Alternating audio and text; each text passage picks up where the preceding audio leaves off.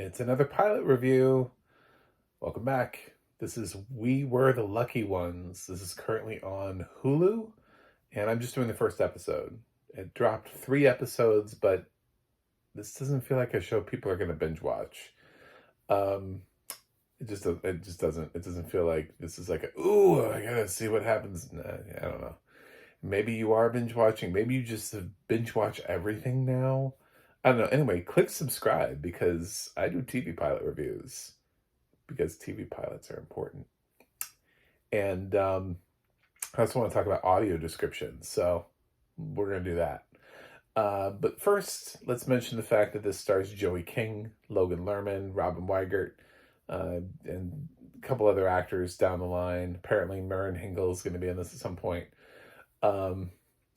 It is set in World War II era, not necessarily actually in World War II yet. A lot of it is sort of at the beginning in this pilot, in the first episode.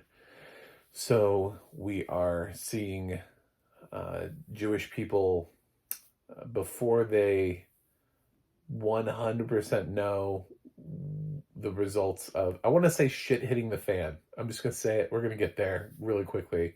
Probably an easier, nicer way to say that before shit hits the fan. There's a lot of talk of, where they should go, what they need to do, talking about signing up to join the fight. There's one guy that wants to go join his mom for Passover. There's same guys. There's a guy that's demoted at his job because it's not a good time to be Jewish, and then everybody just is trying to distance themselves. There are people who don't want to buy things from Jews, and you get that sort of beginning of the movement, and it moves a little bit into the early stages with Nazis taking away a shop, and then people having to go to work camps. I do actually mean work camps. They do actually go back to their home. They're assigned like a work a placement. At the beginning of this, obviously, we know where things go. But at the beginning of this, the main family that's featured in this does go to like an assigned job, and then does go home to where they were living prior. So they're not taken from their homes just yet. There are other episodes that are available. This is a bleak, dark show. Again, I just don't see this as being a binge. I don't see this being oh man, I really gotta watch 3 hours of this immediately, knowing that there will be more episodes coming. It's my problem with the show is that it just feels like it's another entry in this.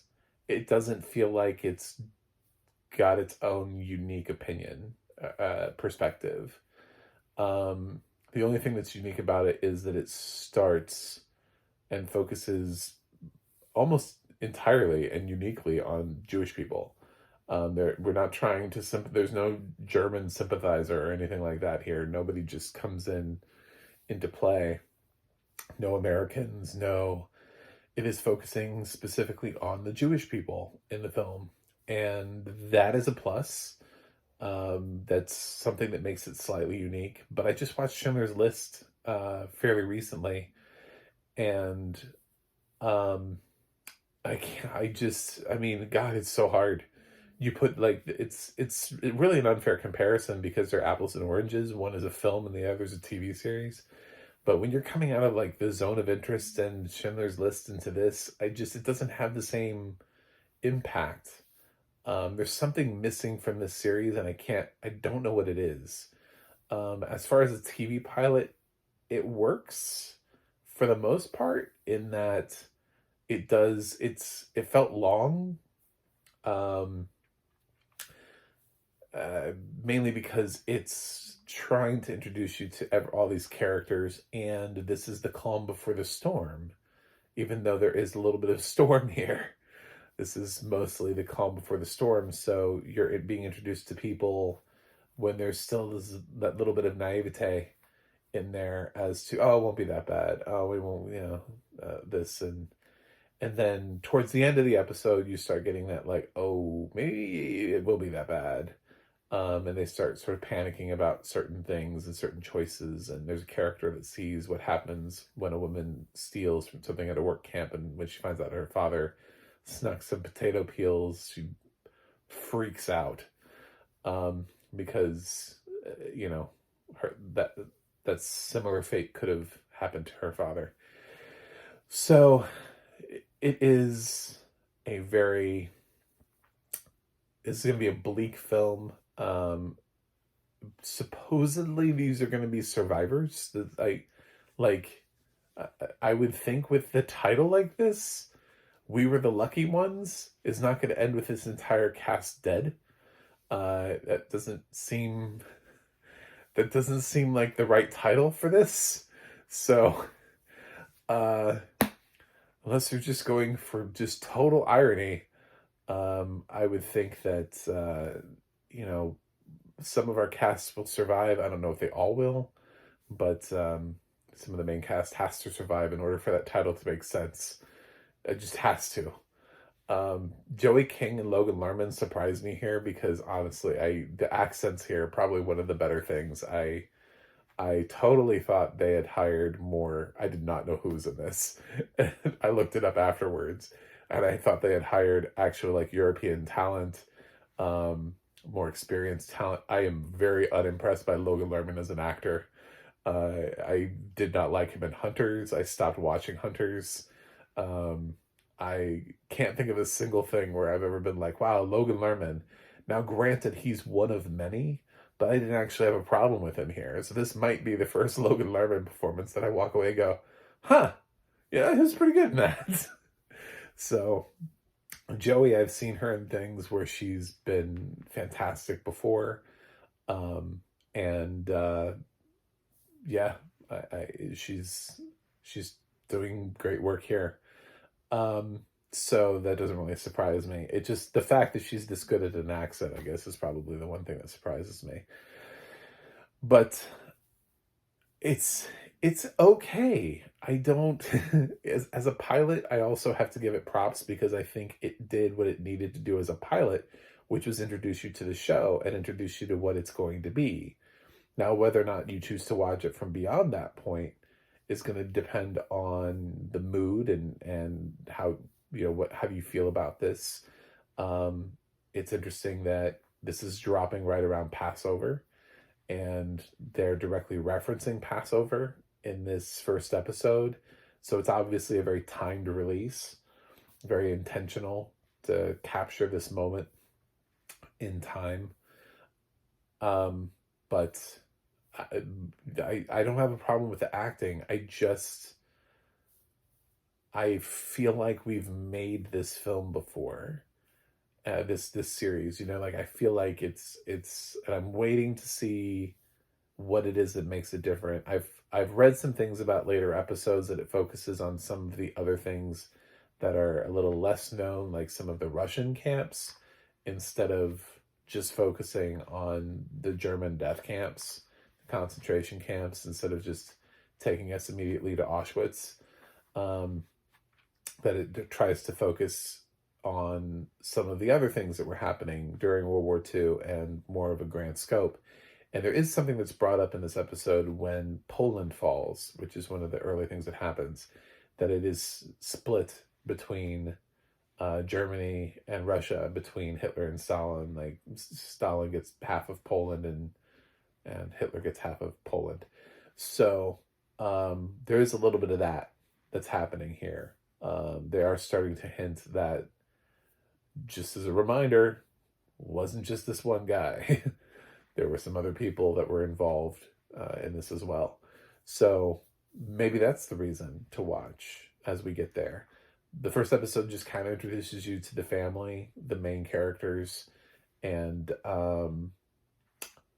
It gives you sort of that feeling, a little bit of that feeling of before, of things before, things to come. And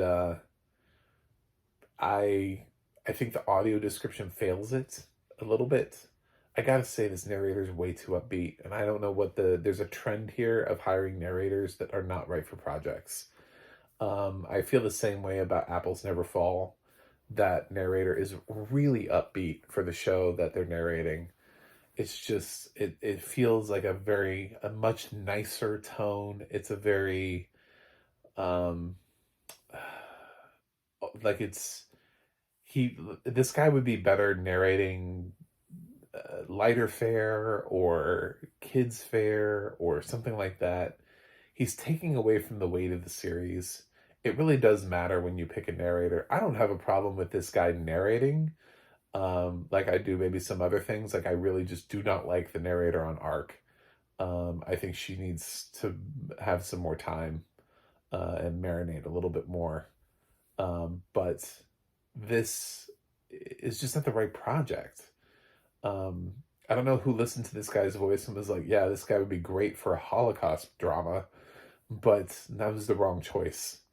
Um, if he's the only Jewish voice talent out there, we need to do better and cast and find narrators, more narrators that are Jewish, that have a wider range of talents, so that we can get people who can handle this kind of stuff before.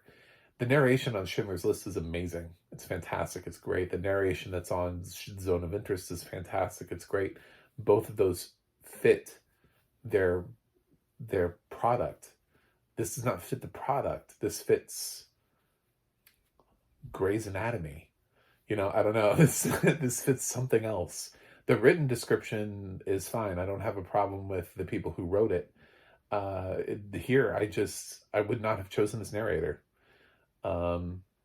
So he's now attached to this project, and I think it's going to take away from the series. It takes away from Apples Never Fall. It's really hard for me to take that series seriously with what's happening with the missing mother. I'm a couple episodes into that, so I can comment on the fact that it does actually affect the direction of the series when you have somebody who's way too light, directing in that series, and then somebody who's way too dark. And I've mentioned this also in other fare too. One of my favorite narrators was attached to Treasure Planet, and it's somebody who would be great for more adult things, not right for a wondrous kids film with a kooky robot and space surfing and space pirates. It didn't match. So please think about casting when you're choosing these people for these projects, because it really can help either sell or kill a project. And it's going to be really hard for me to get through this with this narrator as upbeat as he is. I'm sorry, it just is. And I'm not that blown away by the series. I realize that the gravitas of the situation, but it is possible to make a bad film set in this time period, or a bad TV series set in this time period. You can't just bait people by using certain things and certain tragedies. And, I'm not saying this is bad, but it does need to find its own footing. It has episodes to do that. I'm not going really negative on this. I'm just saying I'm not blown away. To be fair, I also, All the Light We Cannot See had some problems. It was not perfect. So anyway, for this, taking everything into consideration, I'm going to give it pilot points, because I would say as a pilot, I think this does a good job of introducing you to what this show is, to who these characters are, to what this show wants to be, to what the direction in which it's probably going to go. I think this is probably a pretty solid pilot. Personally, I don't know. I don't know about me. I don't know how long I'm going to stay with it. I don't know what the future episodes are going to look like. It just doesn't have me excited to watch it week after week. And I will, but that's why I said I don't know if this is a binge watch. So I'm gonna give We Were the Lucky Ones a B minus. That's where I'm at for right now. But props to Logan Lerman, because it's the first time. I'm not gonna take it away from him. I didn't know he was in this, so I didn't have a preconceived notion about Logan Lerman's in this. But yeah, I didn't have a problem with any of the actors at all, which means I didn't have a problem with Logan Lerman. So there wasn't like a performance where I was like, oh, who was doing that? Oh God, that accent. There was nothing like that. So props to Logan Lerman. There you go. That's the takeaway from that. Is now I have something where I can point to and be like, you know what? Logan Lerman did a good job in that. So anyway, thanks for watching, thanks for subscribing, and I'll see you guys on the other side.